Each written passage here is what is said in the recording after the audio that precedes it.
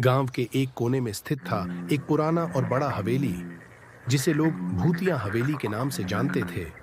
वर्षों से सुनसान पड़ी इस हवेली के बारे में कहा जाता था कि वहां पर किसी बड़े खजाने का रहस्य छिपा हुआ है, लेकिन कोई भी इस हवेली के पास जाने की हिम्मत नहीं करता था। राहुल, जो गांव का एक साहसी युवक था, इस कहानी को सुनकर बहुत उत्साहित हो गया। उसने तय किया कि वह इस रहस्य का पर्दाफाश करेगा।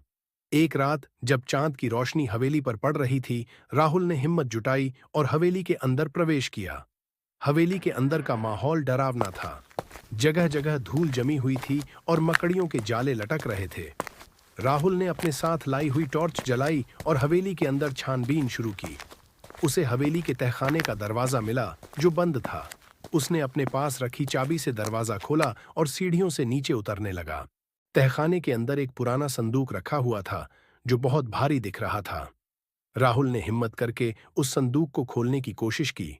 संदूक खुलते ही एक तेज चमक उसके चेहरे पर पड़ी। अंदर एक नोट और कुछ पुरानी धातु की चीजें रखी हुई थीं। नोट में लिखा था, जिसने भी इस संदूक को खोला है, उसे एक शर्त पूरी करनी होगी। इस तहखाने में रखी हर चीज का रहस्य जाने बिना वापस मत जाना। राहुल ने नोट को पढ़कर सोच में पड़ गया। उसने तहखाने की चीजों को ध्यान से देखना शुरू किया। राहुल ने उस संदूक को खोला तो उसमें एक पुरानी डायरी मिली। उसने डायरी को पढ़ना शुरू किया और पाया कि यह हवेली के पुराने मालिक की थी। डायरी में लिखा था कि उसने अपनी सारी संपत्ति गांव के गरीबों की भलाई के लिए छिपा दी थी, और यह संदूक उसका प्रतीक था। डायरी में यह भी लिखा था कि हवेली के रहस्यों को जानने वाला ही असली खजाने का हकदार होगा।